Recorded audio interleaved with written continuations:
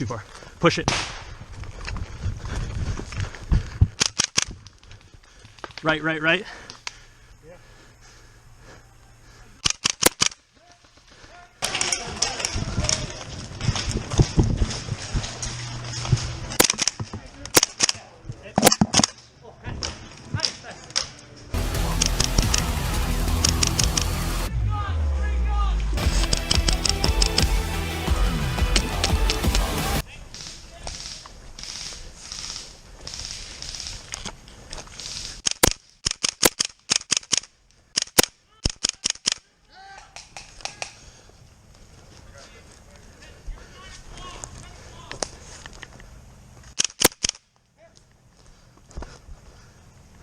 Hey, we got one. Hello everyone and welcome back. If you're new here, this VFC gas blowback Scar H is one of my most used guns on my channel. I do have a video going over it when I first got it, kind of after I used it for the first 6 months. I'll have a time card here if you want to go check that video out. This one's going to be kind of the wear and tear over the last 2 years of using it extensively and parts that have been replaced, as well as what upgrades I've made to it. If you're just looking for a specific timestamp, in the description and across the timeline there will be different time codes to check out the different parts of the video. So without further ado, we're going to start out with how I have been running it and how it's been set up. So starting on the front, I've had the Predator Mark II from AceTech. It allows a tracer unit inside the suppressor. Right, Freddy. And then if I want it shorter or don't need the tracer unit, it's a quick detach suppressor off of the Knight's Armament 3-prong style muzzle device.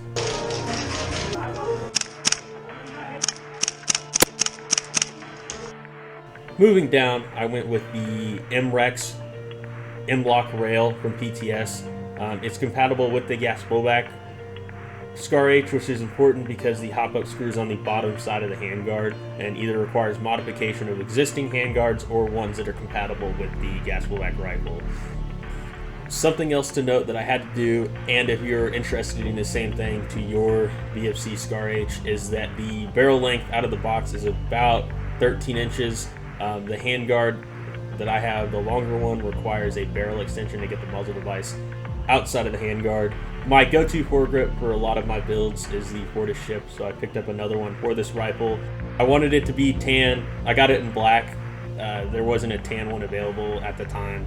I ended up painting the whole rifle, so it didn't really matter. Going to the top, I don't have a dedicated PEC or flashlight for any of my rifles, so you'll see in some of the clips I have a Zenico flashlight on it, or the Streamlight HLR or rifle light. In some of the videos, you don't really get to see what PECs I have on it. For most of my daytime footage, I do have a zoom cam on there. I do have some clips here where I have a full power PEC 15, and then the final picture you'll see once we get to the end of this is I have a black full power PEC 15 to put on it as well. As for the rest of the furniture goes, my go-to grip on any of my actual real steel rifles or anything that honestly can take it, I like the BCM Mod 1 or Mod 0 grip, as you can see here on the Scar. And then moving to the stock, I had the SAS stock from PTS. It did end up breaking on me, so in the final gameplay after I fixed some of the parts, you'll see I have the original stock back on it. To top it off with a optic set, I decided to go with the Novritsch 1-4. This rifle has really good range. You'll see in some of the other clips that it shoots pretty decently far. I've got some with it at 1.4 joules where I'm hitting people flash 250, 240 feet. So I wanted something a little bit of magnification, but I'm big on just using passive dots, especially ones that are NV compatible, so I can look through them with night vision. So on top of it, I ended up going with the Holosun HS507C Charlie. You can switch between a 1 dot or the AceTech Donut of Death. With the solar power, I've never had to charge this thing. And then I just put a Reese wrap onto it. Internally, the only thing I did was change the bucking, and I believe it's called the Maple Leaf Crazy Jet barrel. It has great range stock. The nub that it uses for the hop-up bucking is, honestly, there's not a whole lot you can do to it because it is proprietary, but it does allow for a flat touch on the BB. So with the Maple Leaf VFC bucking and the Maple Leaf Crazy Jet barrel, it kind of just made it so my BBs weren't going super crazy at distance. Topping it off with a paint job, I used a Freedom stencil set in Tiger Stripe, and then just kind of changed it up with a color palette just to give you the final product of this.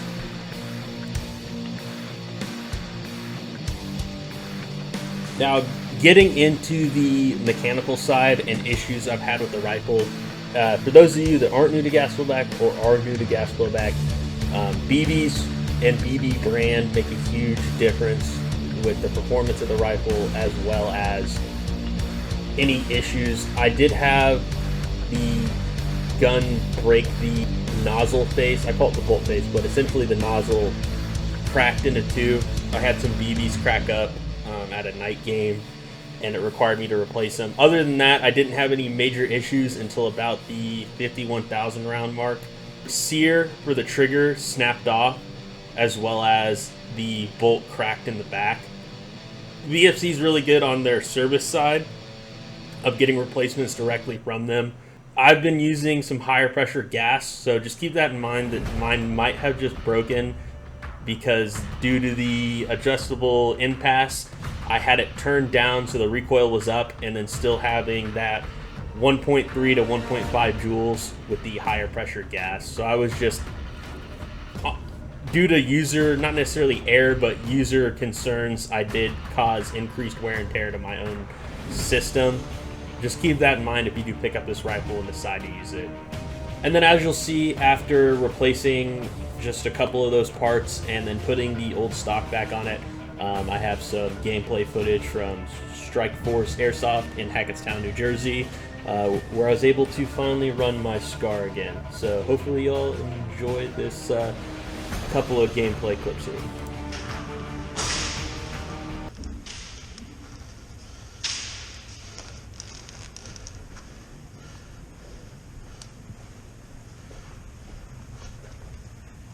Frag out!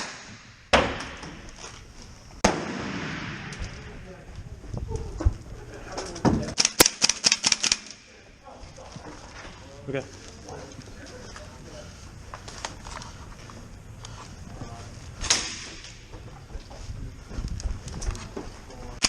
Oh, okay.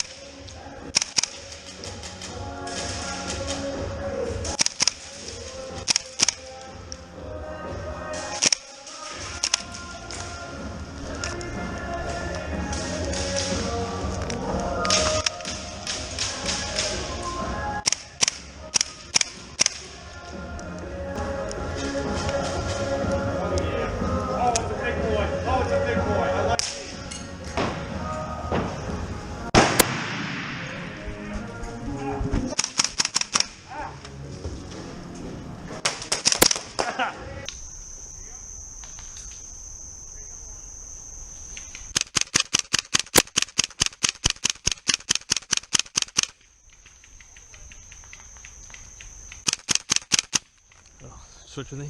They're right along on the path.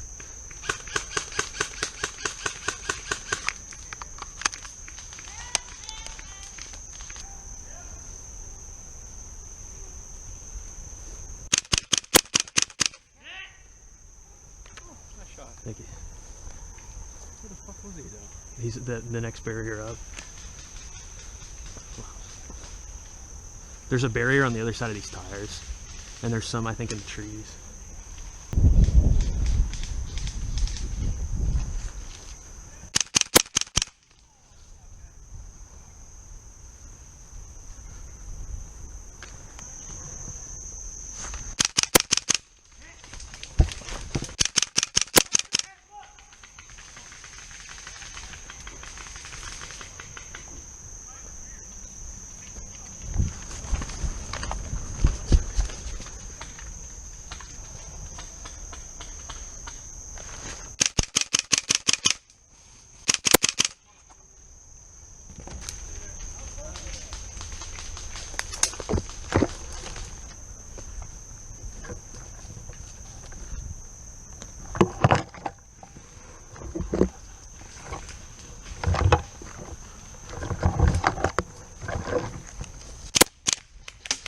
might hit you, but all right.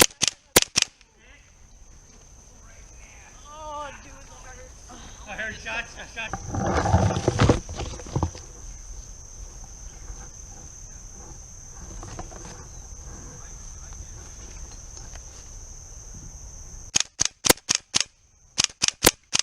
Are you fucking serious?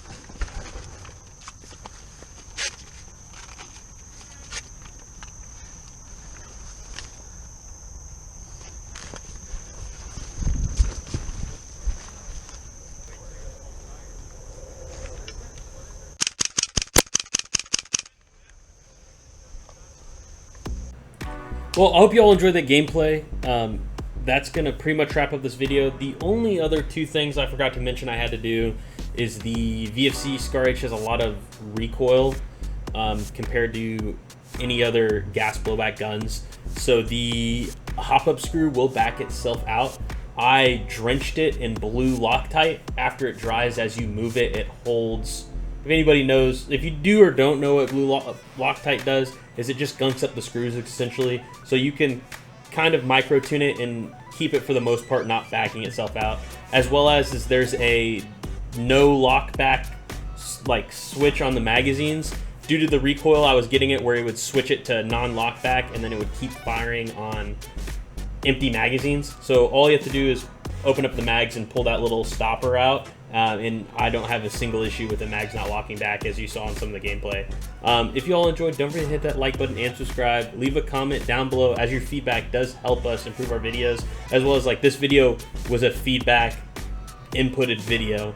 I'll have some of the people tagged in the comments that wanted to see this video, as well as there will be a playlist. If you guys like this VFC Scar H and you like to see my gameplay, I have a whole playlist of it. If you want to see my original review of it before I started doing a bunch of things to it, I'll also have that on the screen.